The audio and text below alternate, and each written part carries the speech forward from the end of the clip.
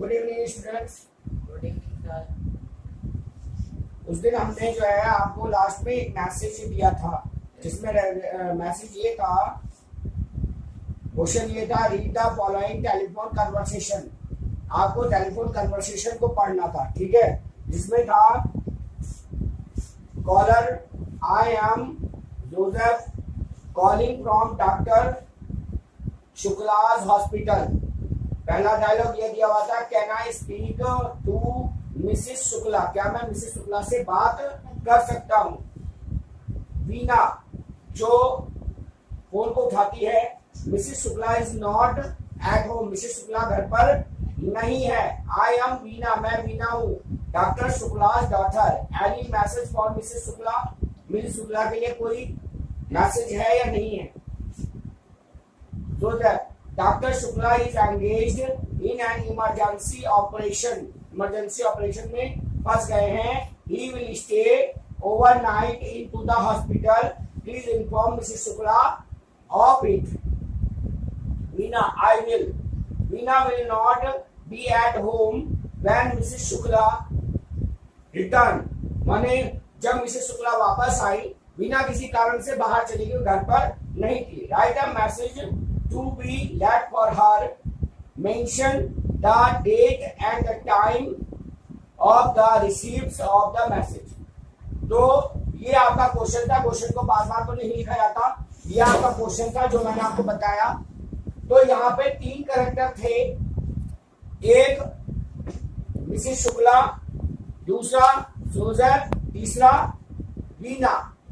तो यहाँ पे जो है जो मैसेज होता क्या है, पहले आप ये समझिए। It is a very useful important information. Message जो है वो इंपॉर्टेंट इंफॉर्मेशन होती है। भाई जोसेफ ने कोई इंफॉर्मेशन दी वीना को, वीना घर पे नहीं थी तो उसने अपने मम्मी के लिए छोड़ा। जोसेफ ने मिसिस शुक्ला के लिए वो इंफॉर्मेशन दी थी जो वीना को उसमें देनी थी।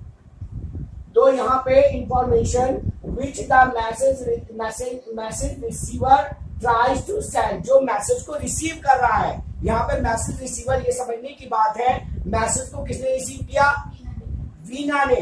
तो वीना हो गई message receiver. Tries to send through writing, वो लिख के छोड़ी, उसी पैड पे उसने लिखा, किसके नाम, अपनी मम्मी के नाम, Mrs Shukla. Yes, writing to the proper destinations nations and person if he और शी, ही भी हो सकता है और शी भी हो सकता है। थिंग्स हिमसेल्फ और हरसेल्फ, अगर ही है तो हिमसेल्फ, शी है तो हरसेल्फ। एब्सेंट माने वो वहां से एब्सेंट है, माने वीना कहीं काम से चली गई है तो वो अपनी मम्मी के नाम पे मैसेज छोड़ के जा रही है, XYZ किसी के नाम से भी। There are something very important for writing message, message की केवल मेन बातें लिखनी है। और यहाँ पे मेन बात क्या थी कि डॉक्टर शुक्ला रात को नहीं आएंगे। क्यों नहीं आएंगे, कि वो किसी इंपॉर्टेंट ऑपरेशन में फंस गए हैं। मेन तो यही 2 बातें ही हैं, 2 ही बातें, ठीक है। Writing message date and time, आपको क्या है, डेट और टाइम भी डालना है। फिर with the name who gives the message, ये भी देना है कि किसने वो मैसेज भेजा है, फॉर हुम माने किसके लिए, ठीक है। has been given and what has been said in the message all must be neat and clean। Message ऐसा होना चाहिए जो बिल्कुल साफ साफ समझ में आना चाहिए, उसमें कुछ फालतू बातें नहीं होनी चाहिए। 2-3 बातें जो मेन है वही आपको लिखना है। जो यहाँ पे कन्वर्सेशन दिया गया था उसके अकॉर्डिंग टू मैसेज में, मैसेज को पहले बॉक्स के अंदर आपको बंद करना है। एक बात ध्यान रखिए, मैसेज यहाँ आपको टाइम देना है और यहाँ आपको डेट, जिस भी डेट में आप लिख रहे हैं, जैसे आज का टाइम लिख रहे हैं तो आज का ही डेट डालेगा और बाकी टाइम। डियर मदर, क्योंकि वीना के लिए मिसेस शुक्ला जो है माँ है, तो dear mother, this is to inform you that my father's friend named, वहां फादर एक कंपाउंडर, 2 में से हो सकता है, तो फादर फ्रेंड कहा गया जोसेफ को। Friend name Joseph talking for my father's, talking from my father's hospital, हमारे पिताजी के हॉस्पिटल से बात कर रहे थे।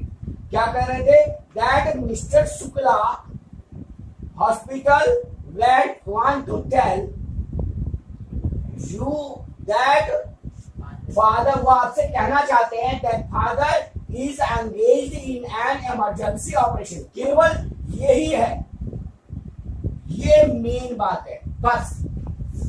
यहाँ पे केवल मेन बात यही है that father is engaged in an emergency operation। He will stay overnight in the hospital for the better treatment। better treatment रखा गया, overnight यहाँ पे यहाँ तक लिख सकते हैं। better treatment लिखे या नहीं लिखे वो बात की बात है, ये मेन बात उसमें कन्वर्सेशन में की गई थी। आपको अपनी तरफ से कुछ नहीं लिखना। उसके बाद XYZ ये होता खत्म। मैसेज में कुछ भी नहीं कि मम्मी मैं बाहर जा रही हूँ। आप जो मैसेज छोड़ रहे हैं अपने पिताजी के लिए छोड़ रहे हैं, अपने पिताजी के द्वारा जो भेजा गया मैसेज है उसके लिए छोड़ रहे हैं। पिताजी रात को हो सकता है कि आप देर से आएंगे। अरे ये यहाँ पे क्या व्यू पे डालू या एडमिट? एडमिट ठीक है, हो गया। नहीं बता।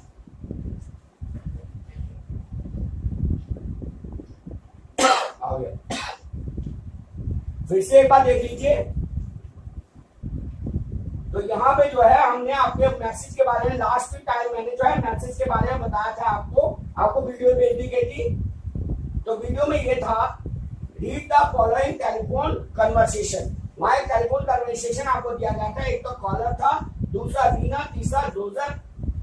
वीना, तो यहाँ पे जो कॉलर कह रहा था I am Joseph calling from doctor Shukla's hospital, can I speak to Mrs Shukla. ये कहा था क्या मैं मिसेस शुक्ला से बात। अब मिस्टर ये जो कॉलर है वो मिस्टर शुक्ला के जो दोस्त भी हो सकते हैं या उनके हेल्पर या कंपाउंडर भी हो सकते हैं। वो आप लिख सकते हैं। यहाँ पे फ्रेंड लिखा गया, आप कंपाउंडर भी लिख सकते हैं। ठीक है। अब वीना क्या है? Mrs Shukla is not at home. Mrs Shukla घर पर नहीं है। ये वीना कहती है कॉलर से। कई बार हम लोग फोन रिसीव करते हैं और कहते हैं कि भाई वो बंदा घर पे नहीं है, आप उठा के फोन को ऑफ कर देते। आप उनसे ना तो मैंने फोन करने का कारण पूछते हैं, कहां से फोन किया, किस नाम से फोन आया, इस मैसेज को आप लेते ही नहीं है। जबकि जब भी कोई बाहर से फोन आता है तो आपको इस तरह का मैसेज लेना चाहिए और उस टाइम को नोट करना चाहिए कि किस टाइम ये फोन आया था। ठीक है। अब जोसेफ कह रहा है डॉक्टर शुक्ला इज एंगेज। यही बात समझने की है और यही बात आपको वहां रखनी है। Doctor Shukla is engage in an emergency operation, he will stay overnight in the hospital. यही मेन बात रखी गई है, यही दो बात रखनी है। Please inform Mrs Shukla of it. यहाँ पे जो एक्स्ट्रा लिखा गया फॉर द बेटर ट्रीटमेंट, ये आप लिखना चाहे तो लिख सकते हैं, नहीं लिखना चाहे तो नहीं लिख सकते। वीना आई विल, वीना ने कहा मैं देखू। यहाँ पे Veena will not be at home. अब मैसेज छोड़ने का कारण क्या हो? अगर मैं सामने हूं तो वीना बता देगी सामने, लेकिन वीना उस समय सामने पे नहीं है, वो किसी काम से बाहर जाना पड़ गया इमरजेंसी में। अब मैसेज के लिए रुक तो नहीं सकती, हो सकता है उसका इंपॉर्टेंट काम हो, वो बाहर जा रही है तो उसको रिटर्न में ही लिखना पड़ेगा। ठीक है। Write the message to be the left for her, उसके लिए एक मैसेज छोड़ना है। Mention the date and the time of to the receipt in the message. Message में आपको डेट और टाइम लिखना। तो यहाँ पे जो है आपको मैं पहले तो ये बता दिया जाए कि मैसेज होता क्या है, मैसेज क्या मतलब क्या है इसका। It is a very useful and important information. यह जो है मैसेज जो है वो बहुत ही यूजफुल होता है और इंपॉर्टेंट इंफॉर्मेशन देना होता है हमको। Which the message receiver tries to. Message receiver का मतलब है कि एट अ टाइम जो फोन पर था, एट अ टाइम जो फोन पर था, अगर जिसको मैसेज देना है अगर वही फोन पे होगा तो मैसेज देने का कोई मकसद ही नहीं बनता। तो ये यहाँ पे जो मैसेज जिसको पहुंचाना है वो मिसेस शुक्ला है, मिसेस शुक्ला को पहुंचाना है। लेकिन फोन जो रिसीव किया है वो वीना ने, जो शुक्ला की बेटी है, डॉटर है, उन्होंने रिसीव किया है। तो receiver tries to send through writing, मैंने लिखकर वो अपना मैसेज भेज रही है टू द प्रॉपर डेस्टिनेशन, मैंने उस जिस पर्सन तक वो पहुंचाना था। And the person if he और शी, वह भी हो सकता है, माने जेंडर में जो है मेल भी हो सकता है और फीमेल भी हो सकता है। थिंग्स हिमसेल्फ और हरसेल्फ, माने ही है तो हिमसेल्फ और शी है तो हरसेल्फ। एब्सेंट माने उसके अनुपस्थिति में कोई कॉल आया होगा, उस कॉल को आपने मैसेज के रूप में उनको पहुंचाना है।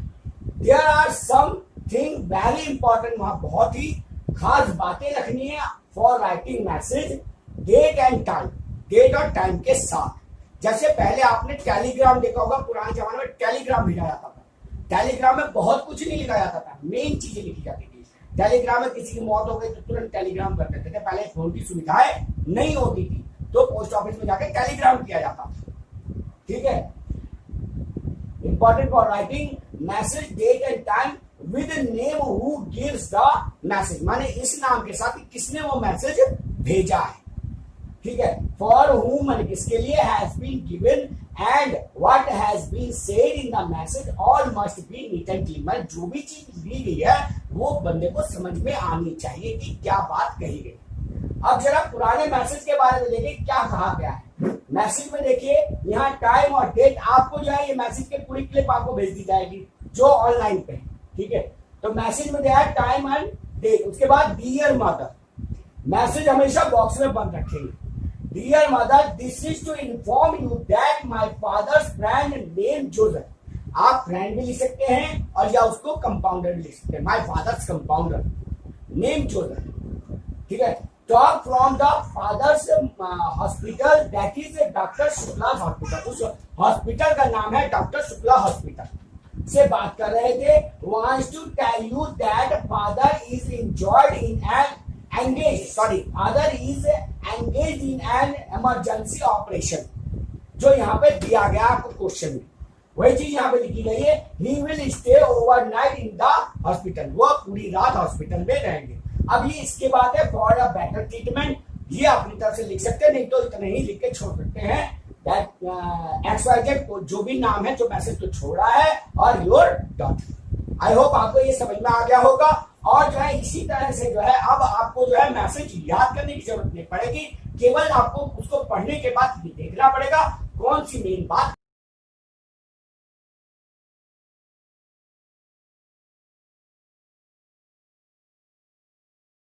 प्रेजेंट टेंस की वर्तमान काल की विचार सुन लीजिए। प्रेजेंट टेंस वर्तमान काल, वर्तमान काल माने अभी तो अब तक तो हम यूज कर रहे थे use of is am are was were और विल शैल, विल बी और शैल बी का। अब ये प्रेजेंट टेंस, प्रेजेंट टेंस क्या है, the present tense indicate the action taking place. वर्तमान काल में ये कहा गया है कि जहां पर कोई भी एक्शन किया जाता है, जैसे मैं तुम्हें पढ़ाता हूं, तुम यहां आते हो, ठीक है ना, तो यहाँ पे जो है the present tense indicates the action taking place in the present time, माने वर्तमान काल में ही जो काम होता है। There are 4 types of present tense, tense के 4 माने प्रेजेंट के भी 4 टाइप्स होते हैं।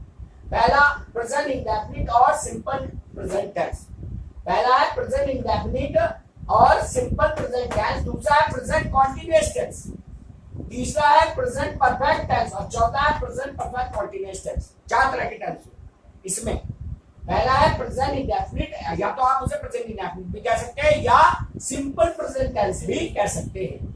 नंबर 2 में आपको बताना है प्रेजेंट कॉन्टिन्यूअस टेंस, नंबर 3 है प्रेजेंट परफेक्ट टेंस और नंबर 4 है प्रेजेंट परफेक्ट कॉन्टिन्यूअस टेंस। ये है, तो आज हम जो डिस्कस करेंगे वो प्रेजेंट सिंपल प्रेजेंट टेंस या प्रेजेंट इंडेफिनिट टेंस के बारे में बात करेंगे।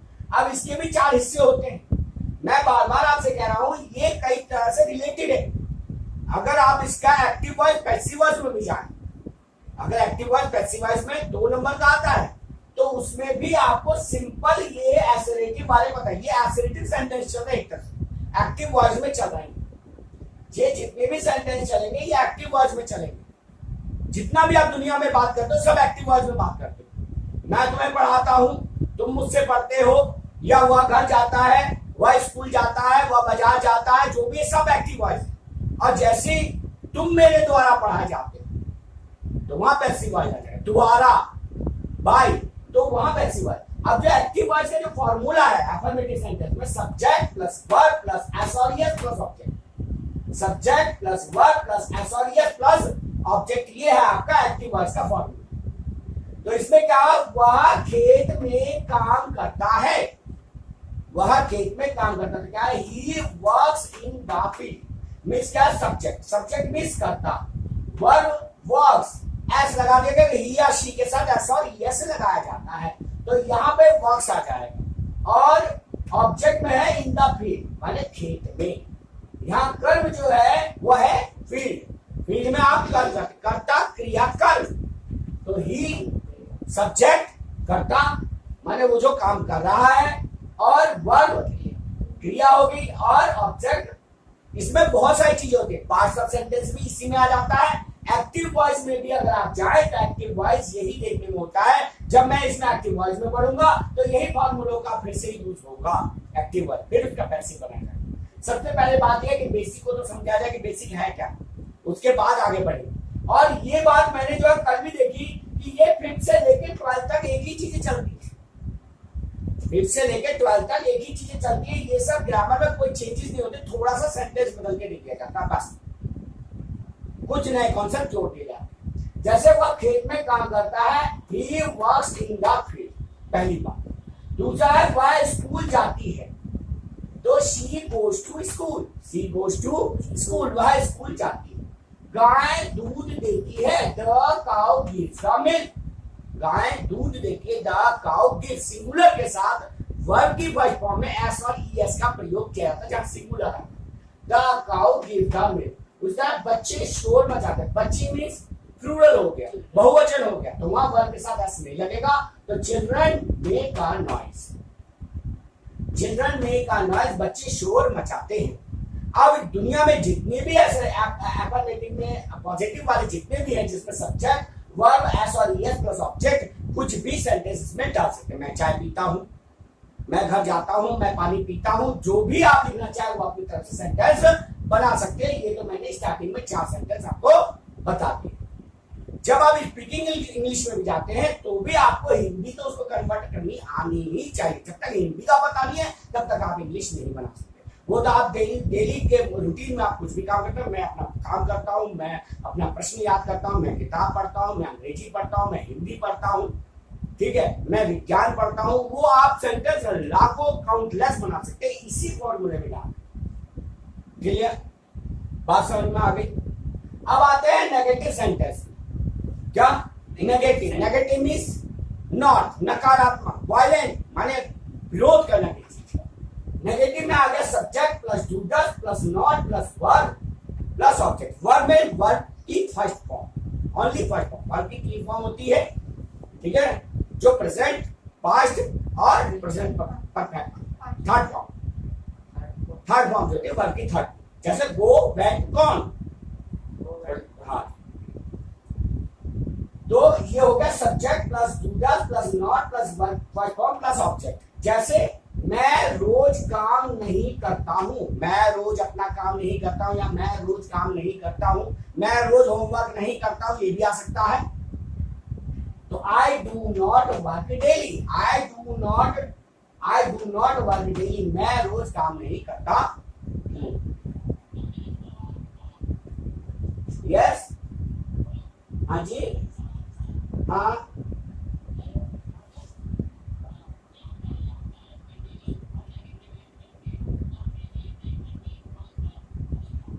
अभी हाँ हाँ, वो बाद में, अभी इंट्रोगेटिव जब आएगा उसके बारे में बात करेंगे, लेकिन अभी जो है नेगेटिव चल रहा है इस टाइम।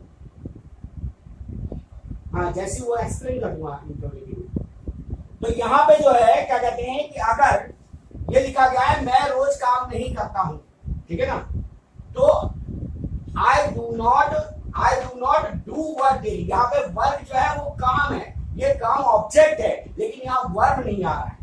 यहाँ गलती आपने पकड़ी नहीं है, मैं रोज काम नहीं करता हूं, करना तो आया नहीं, आई डू नॉट आया, डू वर्क डेली होगा, डू माने करना, डू डिड डन, तो यहाँ पे गड़बड़ ये हुई कि यहाँ पे मैंने यहाँ पे डू नहीं लिखा। ये वहां पे समझ में आता है, मैं रोज अपना काम नहीं करता हूं, आई do not do my work daily. Clear हो गया ना। अब आपको समझ में यहाँ डू क्यों लगाया गया है, यहाँ डू क्यों लगाया गया, आई डू नॉट डू, डू ये वर्क के लिए है, वर्ब के लिए, प्रॉपर वर्ब के लिए। जिसी तरह वह गाना नहीं गाती है, she does not sing, she does not sing a song, the song लिख दीजिए ए सॉन्ग। तो यहाँ देखिए सिंग आ रहा है ना, वर्ब आ रहा है ना, लेकिन यहाँ पे डू नहीं आ रहा है, जबकि डू लिखना है, यहाँ पे भूले गए हैं, तो इसलिए आई do not do work daily. Clear हो गया ना, क्लियर हो गया? Yes sir. या अभी कोई डाउट है? तुमने पूछ सकते हैं, कोई डाउट हो तो पूछ सकते हैं, कोई प्रॉब्लम नहीं। यहाँ वर्क माने काम है, लेकिन काम को करना जो वर्ब है वो नहीं है। वर्क की कोई फॉर्म नहीं बना सकते आप, डू की फॉर्म है, डू डिड डन, वर्क की कोई फॉर्म नहीं है। तो यहाँ पे है I do not do work daily. उसी तरह है वह गाना नहीं गाती, she does not sing a song. उसी तरह है वे सच नहीं बोलते हैं, they do not speak the truth. फिर से वर्ब आ गया, स्पीक, स्पीक वर्ब आ गया। उसके बाद है तुम हाथ नहीं धोते हो, you do not wash the hand. No no no, क्योंकि यू प्लूरल है, यू प्लूरल है, ये प्लूरल में रखा जाता है, इसलिए यहाँ डज नहीं आएगा। You do not wash the hand, wash माने धोना, ठीक है ना। वॉश योर हैंड, तुम अपना हाथ नहीं धोते हो, तब तो योर आ जाएगा, लेकिन तुम हाथ नहीं धोते हो, you do not wash the hand. Yes, हाँ,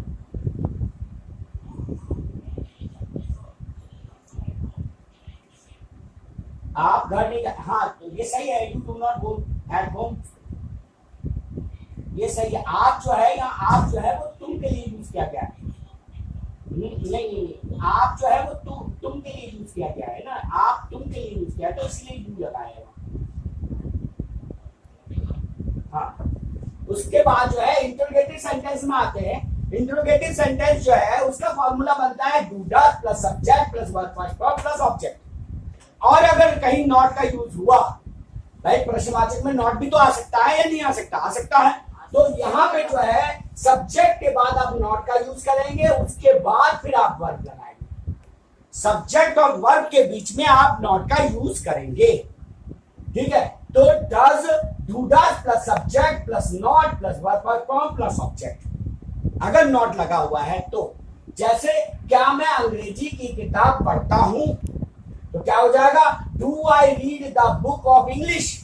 और क्या मैं अंग्रेजी किताब नहीं पढ़ता हूं, तो डू आई नॉट रीड आएगा, do I not read the book of English. Clear? उसके बाद है, यस, समझ में आ गया? ओके। उसके बाद है क्या तुम स्कूल में पढ़ते हो, क्या तुम स्कूल में, डू यू, क्या तुम स्कूल में पढ़ाते हो, पढ़ते हो, पढ़ते होगा का रीड होगा, लेकिन पढ़ाते हो तो टीच होगा। Do you teach in the school, क्या तुम स्कूल में पढ़ाते हो का टीच आएगा। टीच माने पढ़ाना, पढ़ने का होता है रीड, दोनों में फर्क है। जैसे मूवमेंट और मूवमेंट में फर्क है, मूवमेंट माने क्षण और मूवमेंट में गतिविधियां, दोनों में फर्क है। रीड मीन्स पढ़ना और टीच मीन्स पढ़ाना, और लर्न मीन्स याद करना, ठीक है। आई रीड माई लेसन, मैं अपना पाठ याद पढ़ता हूं, और आई लर्न माई लेसन, मैं अपना पाठ याद करता हूं, और I teach you the lesson, मैं आपको पाठ पढ़ाता हूं। तीनों में फर्क है। तो ये देखिए, do you teach in the school, क्या तुम स्कूल में पढ़ाते, अगर क्या तुम स्कूल में नहीं पढ़ाते हो तो do you not teach in the school, ठीक है। 2 मिनट के आराम लीजिए, कर लीजिए। अभी 2 मिनट के बाद मैं चालू कर रहा हूं।